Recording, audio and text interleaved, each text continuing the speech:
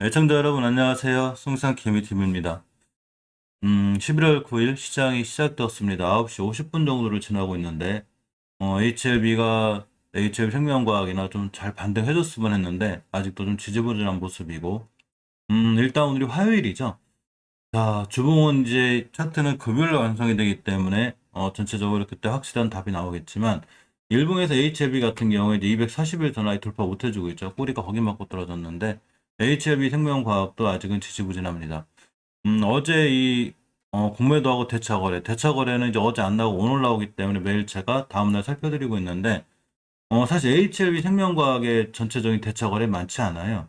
큰 거래량이 없고, 그러니까 대차 거래가 활발하지 않다는 얘기는 앞으로 공매도 나올 확률이 별로 없다는 얘기인데, 가만히 생각해 보면 떨어질 만큼 많이 떨어졌죠. 그러니까 어차피 크게, 이 매도하는 상한하거나 갚는 건 없고, 오히려 5일 같은 경우는 14만 주 정도, 상한 수량이 있었고, HLB는 거의 신규 수량하고 상한 수량이 비슷한 현 상황이고, 특히 어제는 오히려 신규 수량보다도 상한 수량이 더 많습니다. 물론 이러한 대차 거래나 공매도 이런 게 무조건 이 주식의 상승이나 하락을 보장하진 않죠. 지금 HLB가 공매도가 거의 뭐 9%대 10%대 나오고 있을 정도로 엄청나게 나오고 있고 HLB의 공매도 잔고 구매 항상 코스닥 1위죠. HLB 생명과학도 마찬가지고 HLB도 마찬가지고 역시 공매도들이 대단하게 괴롭히고 있습니다. 사실 불만이긴 한데 뭐 어쩔 수 없죠. 외국인들 기법으로 이렇게 하는 거니까. HLB도 역시 7%대 10, HLB 생명과학도 보시게 되면 공매도가 이렇게 5%대 1%대 11월 3일에 8% 가까이 5일날 좀 줄었다가 다시 어제부터 좀 늘어나는 모습인데 공매도가 좀 줄었으면 좋겠고 어쨌거나 이제 예전에 나노젠 나노코박스 이런 호재와 기대감으로 많이 올라왔던 부분을 거의 많이 토해냈기 때문에 더 이상 밀리지 않았으면 하는 개인적인 바람입니다.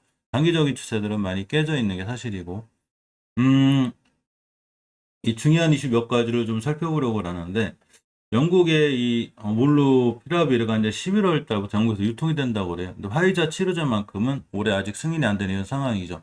물론 이 화이자나 머크발의 이 경제 전체로 보면 호재긴 하지만 백신과 바이오주에 대해서는 악재가 돼버린 거죠. 그러면서 이렇게 많이 밀렸는데 자, 어때 머크의 몰루피라비르가 이제 11월부터 유통이 되고 화이자 치료제는 올해는 승인이 안 된다는 얘기죠.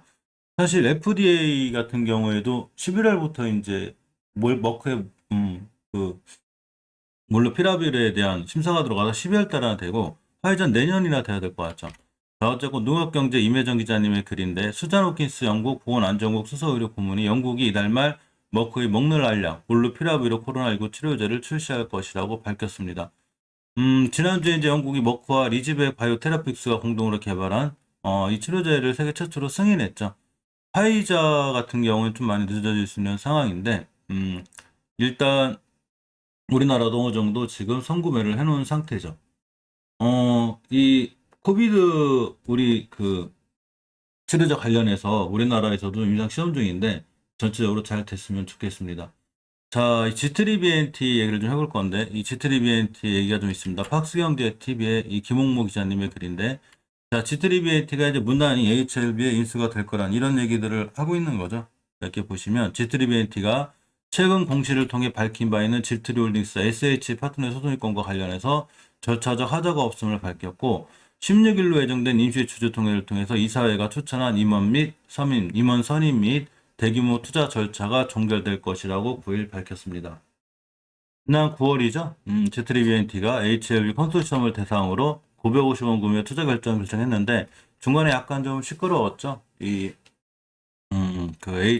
SH 파트너스하고 제트홀딩스하고 문제가 있었는데 모든 건 우리가 판단하는 게 아니고 법원에서 판단하는 거죠. 저희들이 함부로 속단할 수는 없고 법원에서 이제 전부 다 기각 결정이 나왔기 때문에 그 11월 16일이죠. 정확히 예정된 이슈를 통해서 아마 이름이 바뀌면 제가 알기로 HLB 테라피틱스 뭐 이렇게 바뀌는 걸로 알고 있어요. 그래서 이 정도는 참고를 해서 보시기 바라고 이제 HLB 가족이 되는 거죠. 그러니까 항상 우리가 HLB 볼 때 같이 봐야 되기 때문에 꼼꼼히 살펴볼 필요가 좀 있습니다. 지금 사실 베트남의 나노촌 나노코박스에 대한 기대감이 우리가 좀 많이 있죠. 결국 나노젠 나노코박스가 제대로 승인을 받고 WHO에 가야 주가에도 좋은 영향을 미칠 수 있는 게 사실이기도 합니다. 아직 좀 지지부진하고 있고, 나중 나노코박스가 나왔을 때 이 지금 백신들이 원체 많기 때문에 큰 효과가 없는 거 아니야라고 생각하실 수도 있지만 전 영상에서 말씀드렸듯이 이 제조합 단백질의 방식이 상당히 좀 안정적이고 유통 같은 게 쉽기 때문에 앞으로 수요는 계속 있지 않을까라는 제 생각입니다. 물론 이러한 재료들이 다 주식의 상승과 하락을 보장하지 않기 때문에 항상 뉴스나 기사는 참고 정도, 찌라시 정도로 보는 게 제가 중요하다고 그랬죠. 아, 이렇게 흘러가고 있고 이런 뉴스들이 있구나 하고 보시는 게 제일 좋습니다.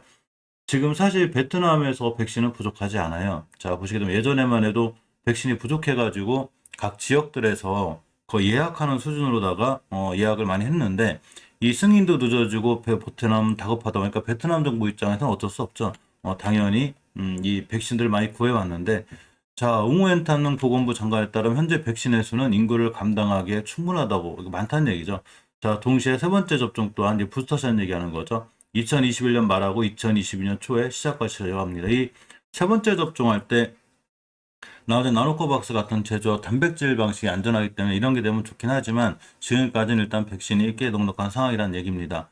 자, 11월 8일 오후 웅우엔탄농 보건부 장관이 국회에서 설명하면서 지난 시간 동안 베트남은 백신 구매, 수입, 조직과 같은 분야에서 효과적인 백신 전략을 시행했다고 말했고 지금까지 2억 도스까지의 계약 주문을 맺었고 1억 2,500만 도스를 받았다고 합니다.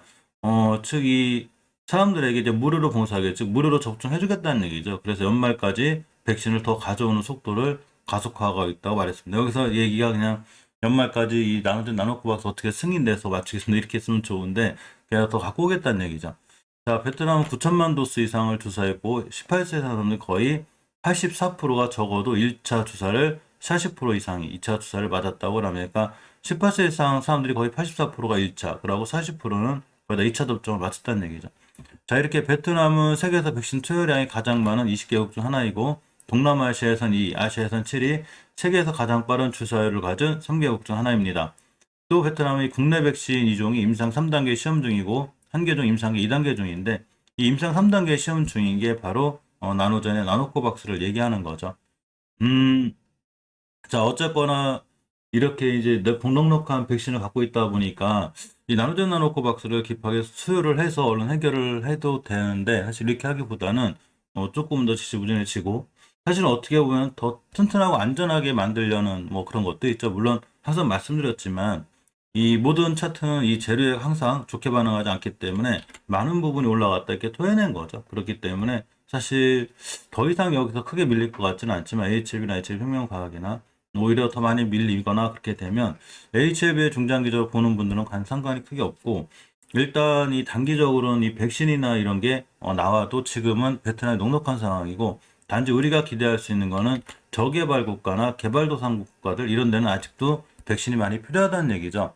이 모더나나 화이자가 특허를 공유하지 않고 있기 때문에 사실은 저렴한 백신들이 필요한데 노바백스나 일본의 이 제조 단백질 백신 제가 새벽에 말씀드렸죠. 이런 백신들 그리고 나도 베트남의 나노젠 나노코바스 백신 같은 분들이 제약들이 계속해서 꾸준히 수요는 있지 않을까 이런 생각도 해봅니다. 결국 백신하고 이 치료제는 같이 가야 된다는 게 중론이죠. 내년이 돼도 내후년이 돼도 감기 예방 주사 맞듯이 우리가 꾸준히 맞고 살아야 되는 이런 상황이라 백신이 지금 당장 치료제로 인해서 백신 관련주들이 흔들린다 하더라도 결국은 이런 백신이 필요하지 않을까 이런 생각까지 해봅니다.